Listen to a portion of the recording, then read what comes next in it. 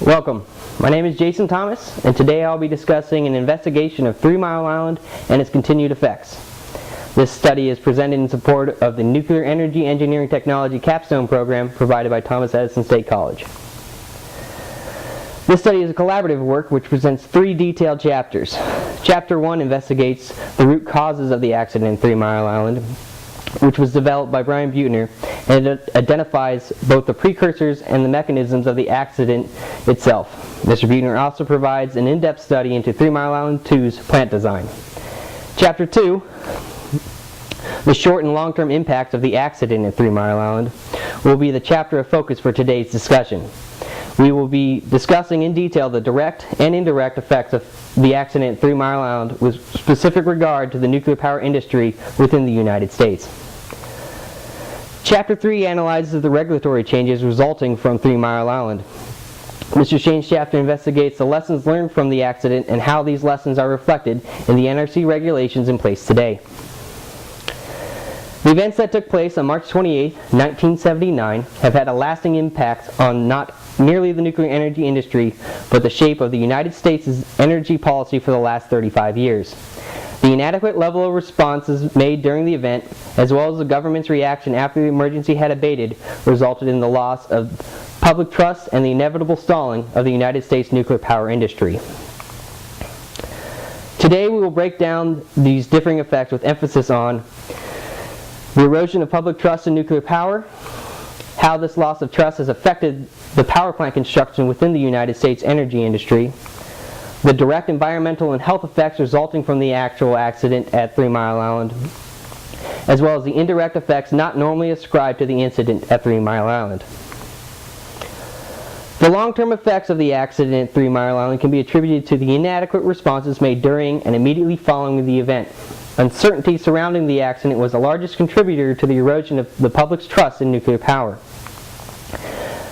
This uncertainty stemmed from inadequate communication between Metropolitan Edison, the Nuclear Regulatory Commission, local, state, and federal government officials. This resulted in the present commission on the accident at 3 Mile Island to find that confusion and weakness in the sources of information and a lack of understanding on the part of the media resulted in the public's right to information being poorly served. Communication was not alone in eating away at the public's trust. Insufficient emergency response during the event also played a large role in exacerbating the effect of the accident on the public. Unnecessary evacuation orders and inadequate emergency plans cemented the NRC's inability to regulate the nuclear power in the eyes of the public. To better understand how communication during the event led to the loss of trust, it is important to outline the timeline across these communications occurred. The actual loss of coolant accident took place at approximately 4 a.m. on March 28, 1979.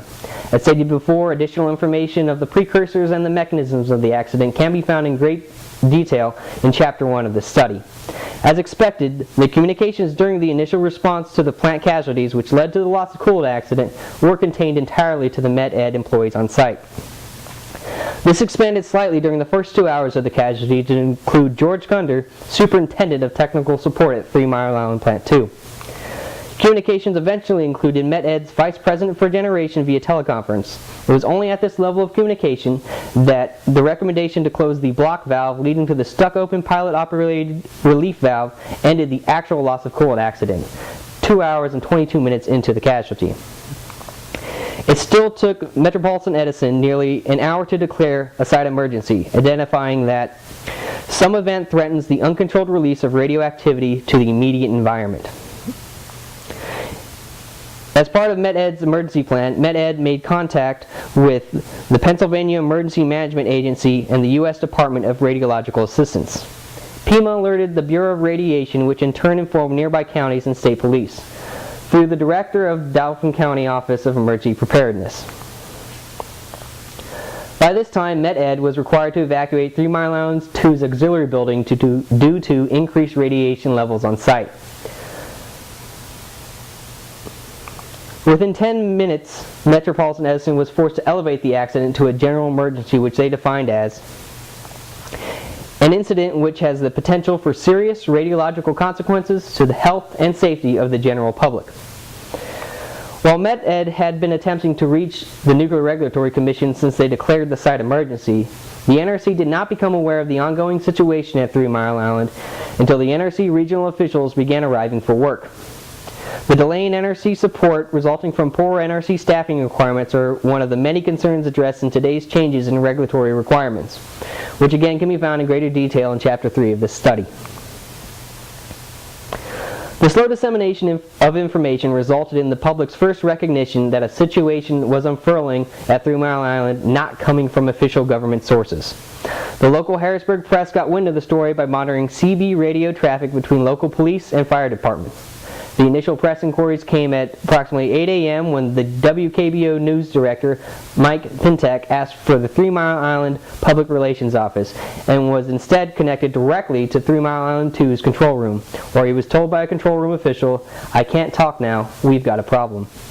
Pintek was eventually connected to Met-Ed's manager of communication services, who informed him of a general emergency at 3 Mile Island. When Pintek inquired to what a general emergency meant, Met-Ed informed him that the term was a red tape NRC requirement and that there was no danger off-site and no danger to the general public. This statement, while in direct contradiction to Met-Ed's own definition of a general emergency, was what WKBO aired in its first press reporting of the accident, which mirrored the Associated Press's initial report that no radiation leak was present at 3 Mile Island. Incomplete notification of local government officials resulted in not only the general public learning of the accident at 3 Mile Island from the press, but important government officials as well. The mayor of Harrisburg, Pennsylvania testified that he was first informed of the accident from a phone call from a Boston radio station, where he was asked what he was doing about the nuclear emergency, to which his only response was, "What nuclear emergency?" As many public officials learned of the accident from the press via Metropolitan Edison, the government was disallowed any chance to notify the public in an organized manner. An estimated 500 journalists would travel to cover the accident at 3 Mile Island, representing media outlets across the world. Being the world before cell phones and the internet, a major technical issue was that the Pennsylvania phone circuits could not handle the increased call volume. This left many reporters isolated from the parent agencies and, more importantly, separated from the council of outside technical experts. A majority of those reporting the accident had little more than a rudimentary knowledge of nuclear power, resulting in a press unable to ask the right questions, ultimately resulting in a more than a mere lack of information being disseminated to the public, but resulting in a lack of confidence being disseminated as well. Radiation reporting was identified as a specific concern by President Carter's Public Right to Information Task Force. The task force found that out of the 243 radiation surveys, only 16 were complete, and that comparisons to X-rays put radiation levels into context for readers and viewers, but this comparison was considered misleading since it failed to take into account whole-body exposure. Conflicting information was particularly corrosive to what public trust may have remained after the initial reporting of the accident. As Met-Ed was evacuating all non-essential personnel from 3 Mile Island, their home office notified Robert Reed, mayor of Middleton, Pennsylvania, that there was no release of radioactive particles at 3 Mile Island. Mayor Reed recounted to the President's Commission that only moments after that teleconference that he heard a radio report on the release of radioactive particles at 3 Mile Island. Met-Ed did not update the mayor that there was in fact this release of radioactive particles for an additional 5 hours. Theodore Gross, provost of Capitol Campus of Pennsylvania State University, said, "Never before have a people been asked to live with such ambiguity. The 3 Mile Island, an accident which we cannot see or taste or smell, is an accident that is invisible. I think the fact that it is invisible creates a sense of uncertainty and fright on the part of the people that may well go beyond the reality of the accident itself." Arguably, the single most damaging decision was the erroneous evacuation recommendation made by NRC officials on the morning of March 30th. NRC officials were concerned that the waste gas decay tanks at 3 Mile Island would reach capacity and release additional radiation to the environment. NRC officials, including the section leader of environmental impact, Lisa Barrett, were discussing the potential impact of overflowing the waste gas decay tanks. During this discussion, someone in the room reported that a 1,200 milligram per hour reading had been detected at 3 Mile Island. By coincidence, the reported reading from 3 Mile Island was identical to the number calculated by Lisa Barrett. This calculation was made mere seconds before the announcement of the new radiation levels, which were detected along with an erroneous report that the waste gas decay tanks had reached their capacities. This in turn prompted NRC officials to recommend to the governor's office an evacuation that would include a 10-mile radius around 3 Mile Island. The recommendation to evacuate was made without any confirmation of either the status of the tanks on 3 Mile Island or if the 1200 millilem reading that was being reported was actually at ground level. This was problematic since the readings were not in fact at ground level, but instead momentary airborne readings made from a helicopter above 3 Mile Island. Although the NRC chairman later spoke to Governor Thornburgh in an attempt to walk back the NRC's original recommendation, multiple agencies had already been notified, along with the press, of the NRC's initial notification. At approximately 12:30 p.m., Governor Thornburgh directed the evacuation of pregnant women and preschool-aged children within a 5-mile radius of 3 Mile Island. An estimated 76,000 people evacuated the recommended 5-mile radius, with an additional 119,000 people evacuating a 20-mile radius throughout the 3 Mile Island event. 54% of evacuees left immediately following the governor's initial recommendation that pregnant and preschool-aged children be evacuated. 68% of all evacuees attributed their decision to evacuate to the governor's statement on March 30th. Studies of the 3 Mile evacuation have found the following. 1/3 of evacuees remained within 10 to 50 miles of the reactor site. 24% of evacuees elected to remain within the counties of origin, still in the risk zone. This raised serious questions whether the evacuees removed themselves far enough from danger had a major catastrophe actually occurred.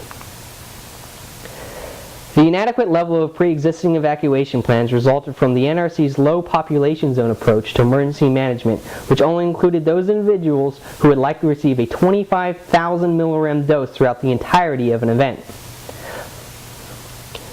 The President's Commission delineated the following shortcomings with the low population zone approach. First, because of the extremely large dose by which its size is determined, the LPZs for many nuclear power plants are relatively small, 2 Mile Islands in the case of 2 miles in the case of 3 Mile Island. Second, if an accident as serious as the one used to calculate the LPZ were actually to occur, it is evident that many people living outside the LPZ would receive smaller but still massive doses of radiation. Third, the 3 Mile Island accident shows that the LPZ has little relevance to the protection of the public, as the NRC itself was considering evacuation distances as far as 20 miles, even though the accident was far less serious than those postulated during sighting. We have therefore concluded that the entire concept is flawed. The accident at 3 Mile Island solidified the loss of public trust in the nuclear power industry. This immediate loss was justified due to the confusion caused by poor public communication. The accident at 3 Mile Island shed a light into the inadequacies of planning and oversight that existed in nuclear power in 1979. Government agencies at the local, state, and federal levels were unprepared in their planned communications during a potential radiological crisis. The pre-existing evacuation plans were insufficient as a direct result of poor NRC requirements. The plethora of issues surrounding the regulation of nuclear power, as made evident by the accident at 3 Mile Island, resulted in the evaporation of the public's trust in the nuclear power industry. Prior to the accident at 3 Mile Island, the United States issued 54 operating licenses for civilian nuclear reactors.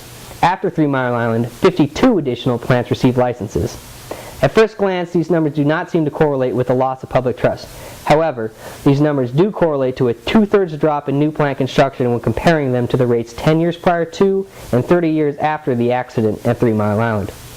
More importantly than the rate of construction is that all 52 of the licenses that were issued after 3 Mile Island were the result of construction permits approved prior to 1979.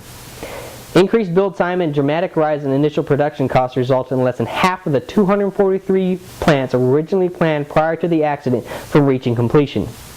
Prior to 3 Mile Island, the time required to complete construction for a new nuclear power plant was less than 6 years. After 1980, the average construction time increased to 12.5 years, and average construction costs more than doubled, adjusting for inflation. There is no question that the NRC needed a dramatic change in the regulatory role after 3 Mile Island. Increased regulations did result in increased construction costs and increased NRC fines for violations. After 3 Mile Island, the generation of nuclear power which had been too cheap to meter had sometimes become too expensive to supply. This reality was a result of more than simply the NRC. Both the major design corporations and the utility companies themselves had implemented practices that have resulted in increased construction costs. As technology evolved, designers continuously implemented updates to designs in order to increase proposed plant efficiency. Instead, the frequent updates significantly increased construction costs, sometimes leading utility companies to abandon their projects altogether.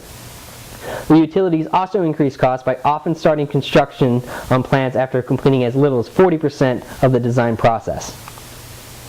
In the wake of 3 Mile Island, the number of coal plants rose by an additional 358 plants. This 34% increase resulted in the total number of coal plants in operation increasing to 1,400 plants. The 230% rise in the number of natural gas plants dwarfs the rise in coal plant production. The 3,891 additional natural gas plants built post 3 Mile Island brings today's total of natural gas plants to a staggering 5,574. In 1979, coal plants produced nearly 48% of the 2.2 million kilowatts produced in the United States. Natural gas represented 4.6%, and nuclear power represented 11.3%. What is most interesting about these numbers in 1979 is how they correlate to a drastic change in U.S. energy sector trends before and after the accident at 3 Mile Island. A decade prior to 3 Mile Island, nuclear power represented less than 1% of energy produced in the U.S. Even with the U.S. energy production increasing by 64% from 1969 to 1979, coal's market share increased by only 1%, with the natural gas industry's market share falling nearly 9%. This drop correlated with the 10% rise in nuclear power's market share.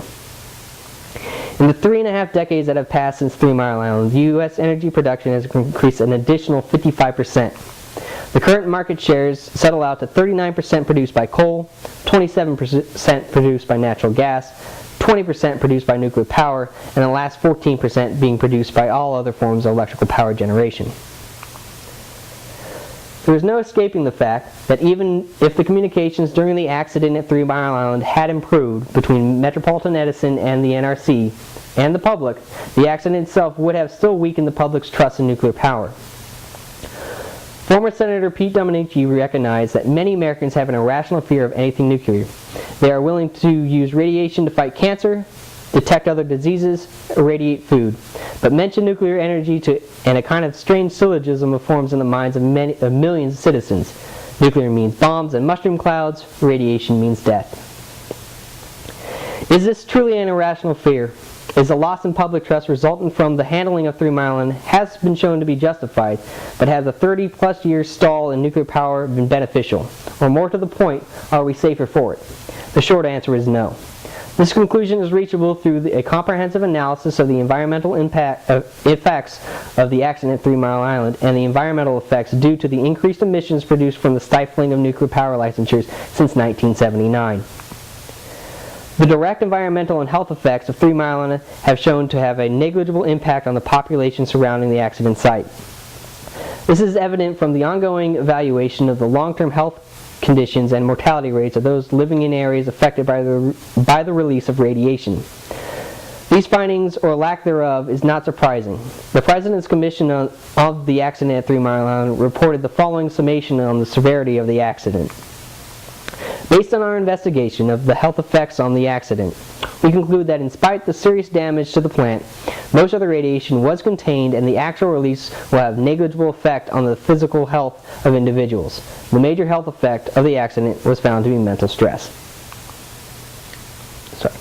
The Commission found its conclusions on the estimated radiation doses received by the public within a 50-mile radius to include higher doses estimations for those within a 5-mile radius of the accident site. The Commission determined that a maximum achievable dose of off-site personnel during the accident did not exceed 70 millirems. This correlated to a collective dose of 2,000 person rems for the population living within a 50-mile radius, which represented less than 1% of the annual radiation of 240,000 person rems. The NRC findings are in line with the Commission in that they estimate an average radiation dose for 2 million people affected was less than 1 millirem, which correlated to less than 1% of the 100 to 125 millirem exposure from background radiation. The NRC background estimation is quite conservative, considering that it is only 1/3 of the 300 millirem average annual dose estimated by the Committee on the Biological Effects of Ionizing Radiation. To put this into further perspective, the exposure of a chest X-ray is about 6 millirem. The government's confidence in their estimations, as expressed by the continued operation of 3 Mile Island Plant 1, does not in itself prove their estimations true. However, a University of Pittsburgh study proved the government's estimations true by analyzing the long-term cancer mortality rates surrounding 3 Mile Island. Dr. Evelyn Talbot, professor at the University of Pittsburgh, headed a study into the analysis of the long-term effects of 3 Mile Island on inhabitants 20 years after the accident. Her study gathered exposure data of approximately 36,000 individuals, or 93% of the population living within a 5-mile radius of 3 Mile Island.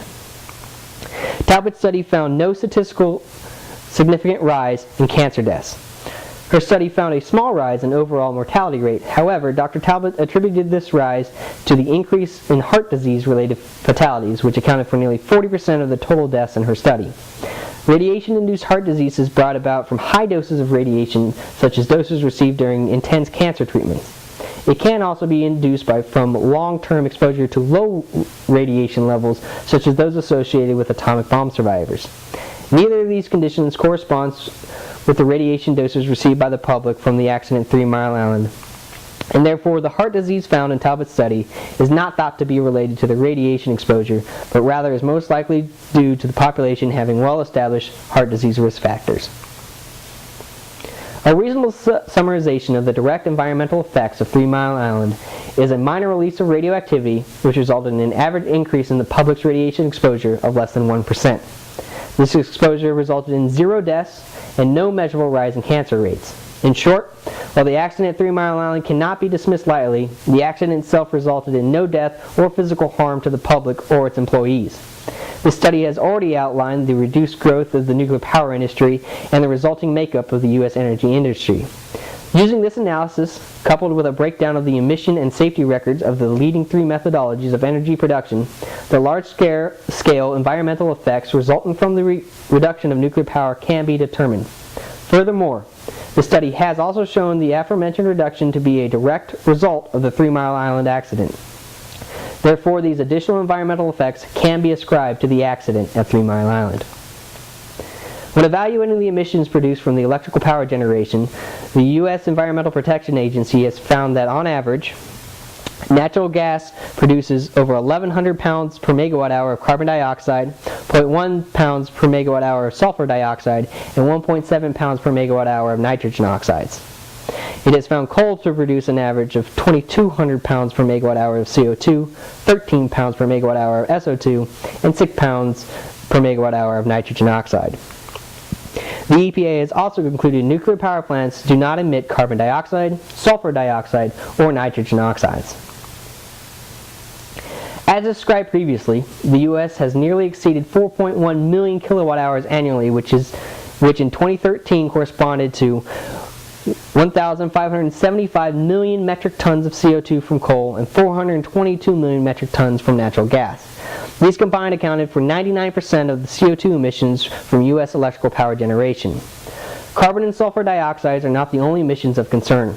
Coal plants also release some 60 varieties of what the EPA terms hazardous air pollutants each year, including known toxins such as lead, chromium, arsenic, and mercury. Mercury is of specific concern due to its unique ability to accumulate in not only the environment, but also in biological tissue.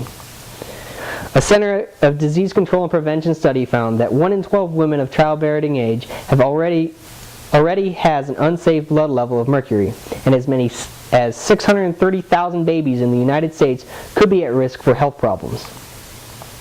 This study has already identified that in the wake of 3 Mile Island, 140 nuclear power plants slated for construction were never completed. In the decades that followed, an additional 358 coal plants and an additional 3,891 natural gas plants were constructed. If the accident at 3 Mile Island did not stall the nuclear power industry, the potential would have existed for additional nuclear power growth. Deducing a conservative estimate of this additional growth requires the assumption that the 140 additional reactors scheduled for construction in 1979 would result in no less than the doubling of generated nuclear power. This is a conservative assumption since the number of operational reactors would have actually be an increase of 141%. This computation also ignores the near certainty of additional license requests that would have occurred throughout the decades. Even allowing for the mere doubling of available electrical power, this more than equates to the increased electrical power usage from coal falling through Mile Island, as well as the increased electrical usage from natural gas. In short, instead of building 3,900 natural gas plants, we could have constructed a mere 140 new reactors. The doubling of the electricity produced by nuclear power would correspond to a 20% rise in potential market shares. With its new total market share of 40%, it would become the predominant form of electrical power generation in the United States. If this additional 20% came from an even distribution of coal and natural gas, this would result in a decrease of nearly 400,000 million kilowatts from both industries. Using the data from the EPA, this results in an annual reduction of over 448,000 tons CO2, 2,500 tons sulfur dioxide, and 1,100 tons of nitrogen oxides from coal, and an annual reduction of over 226,000 tons of carbon dioxide, 19 tons of sulfur dioxide, and 338 tons of nitrogen oxides from natural gas.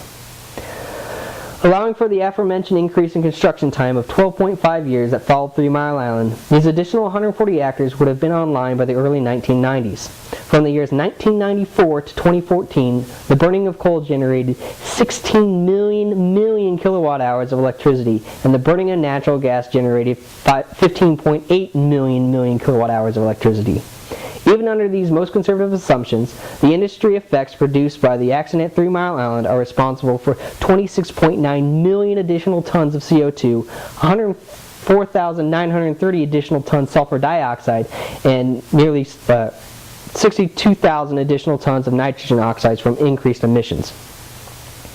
Increasing CO2 emissions result in ocean acidification and debilitate marine ecosystems. Sulfur dioxide emissions result in acid rain, and mercury emission has already placed 630,000 children at risk.